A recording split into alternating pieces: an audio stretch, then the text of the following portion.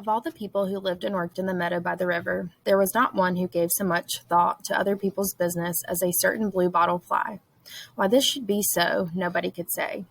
Perhaps it was because he had nothing to do but eat and sleep, for that is often the way with those who do little work. Truly, his cares were light. To be sure, he ate much, but then, with nearly 60 teeth for nibbling, he could eat a great deal in a very short time. And as for sleeping, well, sleeping was as easy for him as anyone else. However it was, he saw nearly everything that happened, and thought it over in his strange little three-cornered head, until he was sure that he ought to go to talk about it with somebody else.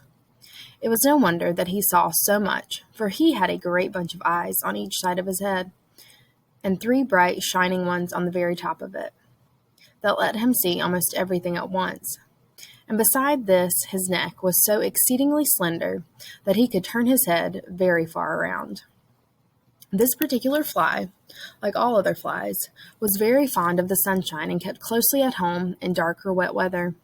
He had no house, but stayed in a certain elder bush on cloudy days and called that his home.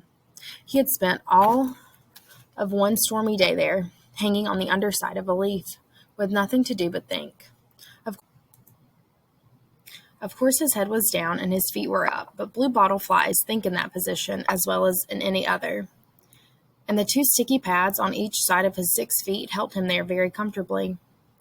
He thought so much that day that when the next morning dawned, sunshiny and clear, he had any number of things to tell people, and he started out at once. First, he went to the tree frog. "What do you suppose," he said, "that the garter snake is saying about you? It is very absurd. Yet I feel that you ought to know. He said that your tongue is fastened at the wrong end, and that the tip of it points down your throat. Of course I knew it couldn't be true, still I thought I would tell you what he said, and then you could see him and put a stop to it." For an answer to this, the tree frog ran out his tongue, and sure enough, it was fastened at the front end. "The snake is quite right," he said pleasantly, "and my tongue suits me perfectly. It is just what I need for the kind of food I eat, and the best of all, that it never makes mischief between friends." After that, the fly could say nothing more there. So he flew away to his in his noisiest manner, to find the grasshopper, who lost a race against a very slow worm. "It was a shame," said the fly to him, "that the judges did not give the race to you. The idea of that little green measuring worm coming in here, almost a stranger, and making so much trouble. I would have him driven out of the meadow if I were you." "Oh, that's right," answered the grasshopper, who was really a good fellow at heart. "I was very foolish about that race for a time, but the measuring worm and I are firm friends now, are we not?" And he turned to a leaf just back of him, and there, peeping around the edge, was the measuring worm himself. The bluebottle fly left in a hurry, for where people were so good-natured, he could do nothing at all.